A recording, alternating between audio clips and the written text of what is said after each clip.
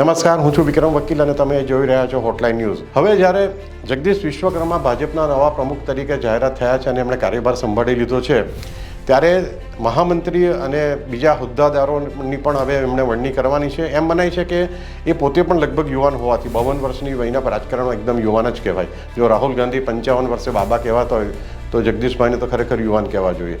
તો જગદીશભાઈ જે પસંદગી કરશે એમાં એવું ચર્ચા છે કે સૌરાષ્ટ્રના લેઉવા પટેલોનો અવગણના થઈ રહી છે ભાજપના રાજકારણમાં, એટલે કદાચ સૌરાષ્ટ્રના કોઈ લેઉવા પટેલે મહામંત્રી બનાવવા આવે. બીજી વાત એવી છે કે ઓબીસીને પણ કદાચ કોઈને તક આપવામાં આવે. ત્રીજી વાત એવી છે કે ભાજપના જે પ્રભારી છે રત્નાકરજી, અને એમના એક માનીતા બ્રાહ્મણ છે, તો કદાચ બ્રાહ્મણને પણ બનાવવામાં આવે. પણ બ્રાહ્મણને બનાવવામાં આવે મહામંત્રી, એની શક્યતા ખૂબ ઓછી છે, કારણ કે લેઉવા પટેલોની નારાજગી ખાળવા માટે પણ પટેલને સ્થાન આપવું પડે એવું છે સંગઠનમાં. કારણ કે સંગઠનમાં પહેલાં પણ જે CR પાટીલ હતા એ મરાઠી હતા અને પટેલો ત્યારે પણ નારાજ થયા હતા. એટલે હવે જો પટેલોને સાચવવા હશે, એમની લાગણી સાચવવી હશે, તો મહામંત્રી તરીકે લેઉવા પટેલને બનાવવા જરૂરી છે.